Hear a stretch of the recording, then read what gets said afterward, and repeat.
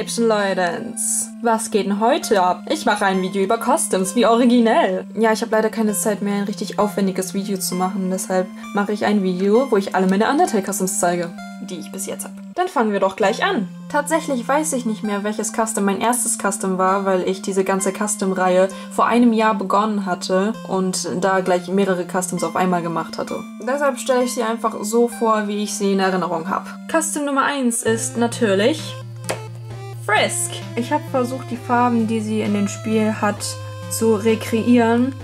Ich glaube, ich habe das gut hinbekommen und habe trotzdem noch ein paar von meinen persönlichen Touches dazu gemacht, wie die Streifen an dem Schweif oder auch die Streifen an seinen Ohren.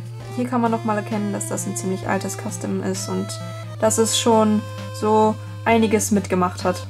Aber ich möchte ihn auch nicht neu machen, weil er hat so ein bisschen persönlichen Wert für mich und er ist trotzdem immer noch süß. Sie wurde aus einer kleinen Shorter Cat customiert mit angeklebten Augen, für die ich einfach keinen Nutzen hatte und da dachte ich mir, mache ich einfach Frisk draus. Das, was ich immer an Frisk so toll fand, war und ist immer noch, dass man selber entscheiden kann, ob er ein Mädchen oder ein Junge ist. Ich sehe sie persönlich als beides. Oder keins. Oder alles. Machen wir weiter mit dem Charakter, mit dem Frisk andauernd verwechselt wird. Kara.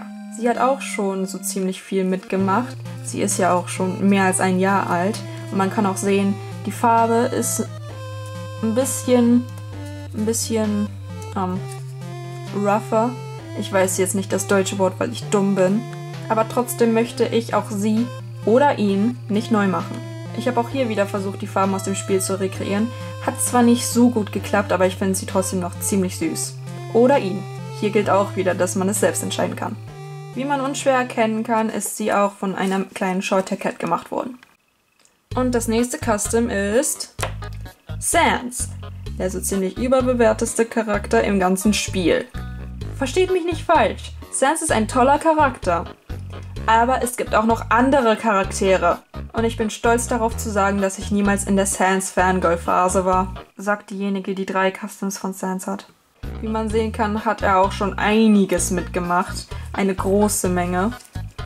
Ich überlege, ihn nochmal neu zu machen, weil er ist wirklich sehr schmutzig.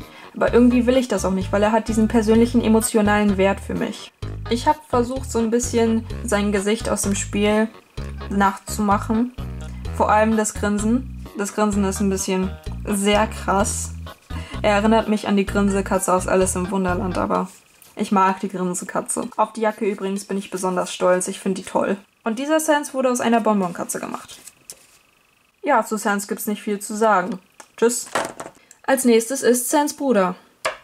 Papyrus. Das hier, werte Freunde, ist mein altes Papyrus Custom. Ja, ich habe das von einer LPS-Tuberin nachgeschaut. Ich weiß nicht mehr genau den Namen, aber ich weiß, ich habe damals das Custom kopiert. Trotzdem finde ich, das Skulpturieren habe ich ziemlich gut hinbekommen und das Anmalen eigentlich auch zum Teil. Den Papyrus hier habe ich aus einem Windhund gemacht. Das nächste und wie ich finde auch eins meiner besten Customs ist Toriel.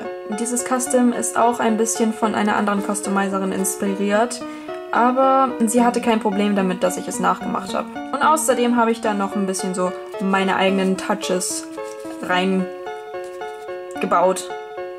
Sagt man das? Die Hörner habe ich mit Heißkleber dran gemacht, weil die immer wieder abgefallen sind. Da habe ich noch mit einem anderen Ton gearbeitet, also nicht mit diesem Green Stuff. Toriel ist aus einem Cocker Spaniel mit dran geklebten Augen. Ich bin übrigens ziemlich stolz auf die Augen. Das nächste und mit Abstand schwerste Custom ist Asgore Dreamer. Fangen wir mal beim Offensichtlichen an. Die Hörner und so ziemlich alles, was ich hier skulpturiert habe, ist ziemlich bröckelig, weil ich da halt auch diesen alten Ton benutzt hatte und noch nicht den Green Stuff. Ich habe ernsthaft immer Angst, dass ich den irgendwann mal runterfallen lasse und dann alles kaputt geht. Hier habe ich auch wieder versucht, ein bisschen die Farben aus dem Spiel zu rekreieren. Hat zwar nicht allzu gut geklappt, aber trotzdem, ich finde die Haare verdammt toll gemacht. Übrigens, man sieht das vielleicht jetzt nicht so von vorne, aber wenn man hier auf die Seite dreht, dann sieht man, da ist ein kleiner Buckel. Das ist der Schweif. Ich wollte den nicht abschneiden, weil ich den so toll fand.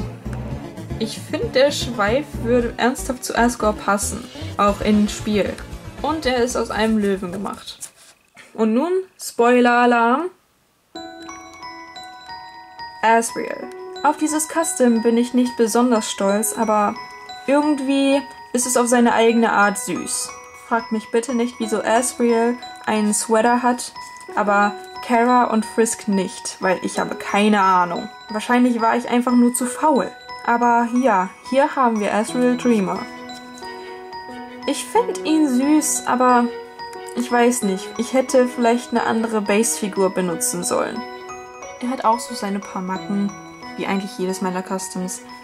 Aber das ist das, was sie so besonders macht. Und er wurde aus einem Welpen gemacht. Ich weiß nicht wirklich, ob das zählt, aber ich tue ihn trotzdem rein. Das hier ist eine kleine Flowey-Figur, die ich vor einem Jahr gemacht hatte. Aus diesem Ton. Er ist ziemlich stabil und er bröckelt auch nicht oder so, aber irgendwie habe ich das Gefühl, ich hätte ihn besser machen können. Und hier haben wir mein neues Papyrus Custom, was ich 1000-mal besser finde als mein altes. Vor allem, weil ich auch selber die Idee hatte. Ich bin ziemlich stolz auf dieses Custom. Vor allem auf den Schal und das Skulpturieren allgemein. Er ist ziemlich gut geworden. Ich habe versucht, sein Battle Body original getreu zu machen. Ich finde, das ist mir ziemlich gut gelungen. So, ja, ich finde schon, dass es ziemlich gut geworden ist. Ich bin stolz. Und wie man unschwer erkennen kann, ist er aus einem Great Dane gemacht. Nun zu meinem wahrscheinlich fabulousestem Custom überhaupt. Mettaton. Ach, Mettaton, wer kennt ihn nicht? Ich bin eigentlich ziemlich stolz auf dieses Custom, vor allem die Augen. Ich finde die Augen so toll gemacht. Und natürlich hat er hier auch so ein paar Macken. Ich habe versucht, diese ganzen kleinen Details mit reinzubringen. Es war schwer, das Herz zu machen, deshalb habe ich das jetzt nicht auf den Bauch oder so gepackt, aber hätte ich da mehr Skill gehabt, hätte ich das wahrscheinlich gemacht. Die Stiefel habe ich aber nicht vergessen. Legs. Die Haare hätte ich wahrscheinlich besser machen können, aber ja, kann man ja jetzt auch nicht ändern. Übrigens, bin nur ich das oder sehen diese Teile aus wie falsche Nägel? Das bin wahrscheinlich nur ich. Und Mettaton wurde aus einer Destiny Cat gemacht. Und nun, meine Freunde, kommt ein Custom, auf das die ganze Welt gewartet hat. Onion Sun! Ich frage mich ernsthaft, warum noch niemand ein Onion Sun Custom gemacht hat. Weil Onion Sun ist toll. I'm Onion Sun! Onion Sun, you hear? Das war eine sehr schlechte Impression von Onion Sun. Auch hier mal wieder sehr viele Macken, wie man unschwer erkennen kann. Ach, ich liebe meine Customs manchmal. Ich habe versucht, den Blick, den er oder sie hat, wenn Frisk zum ersten Mal auf Onion Sun trifft, nachzumachen. Ich finde, es ist mir eigentlich ziemlich gut gelungen. Aber es hätte besser sein können, aber ja. Und wie man erkennen kann, ist Onion Sun aus einem Oktopus gemacht. Das nächste Sans Custom. Dieses Custom war eigentlich nur als Kostüm für mein Halloween-Special geplant, aber ja, jetzt bleibt es einfach hier. Es gibt nicht wirklich viel dazu zu sagen, weil es ist einfach da. Die Jacke natürlich mal wieder sehr, sehr detailliert. Und ja, das Grinsen habe ich ein bisschen kleiner gemacht, ein bisschen sehr kleiner gemacht. Aber trotzdem habe ich versucht, immer noch das Gesicht ein bisschen zu rekreieren, wie es im Spiel ist. Yay. Und falls es ein paar Leute nicht erkennen können, er wurde aus einer Short-Hair Cat gemacht. Ich weiß jetzt nicht wirklich, ob das als Custom zählt, aber ich tue ihn einfach mal rein. Das hier ist Mad Dummy. Es ist einfach nur ein deutscher Schäferhund, der angemalt wurde ein bisschen. Er ist jetzt kein komplettes Custom, aber trotzdem irgendwie ein Custom. Ich weiß nicht, ob das wirklich zählt oder nicht, aber ja, er ist halt da. Das nächste Sans Custom. Das ist aber auch wirklich das letzte Sans Custom, ich verspreche es. Dieser Sans ist ein bisschen mehr Fandom Sans, sagen wir es so. Er hat die Fangs, die immer an ihn gezeichnet werden. Er hat größere Pupillen und ja, die Jacke ist anders. Die Jacke ist mehr so normaler Sans und die Jacke, die ich bei dem anderen Sans gemacht habe, ist mehr so Fandom Sans. Weil das Fandom zeichnet Sans sehr oft mit dieser Wuscheljacke. Ich mag die Wuscheljacke, aber ich mag auch diese Jacke. Ich wollte ein Custom mit der normalen Jacke. Ja, es ist kompliziert. Ich mag dieses Custom. Es ist auch noch ziemlich sauber für meine Verhältnisse und ich mag es einfach. Ich habe auch diesmal bei dem Schweif die Spitze angemalt, weil wollte ich. Ich finde, es sieht fresh aus. Findet ihr, es sieht fresh aus? Nein? Okay. Dieses Custom ist auch aus einer Bonbonkatze. Und hier ist mein schlechtestes Undertale Custom, würde ich sagen. Es ist sehr gerusht und deshalb sieht es auch so komisch aus. Gaster! W.D. Gaster. Mystery Man, was auch immer. Viele nennen es Gaster. Das sollte zuerst Napstablook werden, aber dann irgendwann habe ich mir gedacht, das sieht eigentlich mehr aus wie Gaster. Machen wir Gaster draus. Und jetzt ist es Gaster. Ja. Hier hinten habe ich noch so ein bisschen versucht, das so voll cool zu machen. Hat nicht wirklich geklappt. Und ja. Er ist halt da.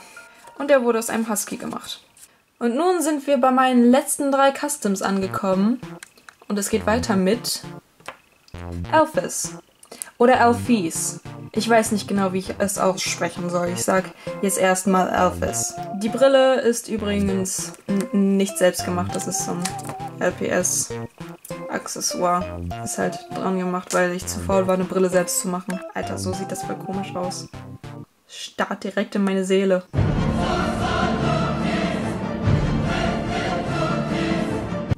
Besser.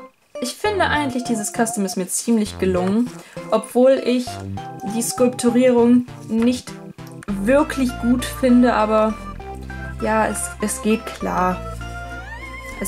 Es geht. Am Kopf ist es jetzt nicht so gut geworden, aber ich finde, am Körper ist es eigentlich, ziemlich gut für meine Verhältnisse. Und ich habe sie aus einem Biber gemacht.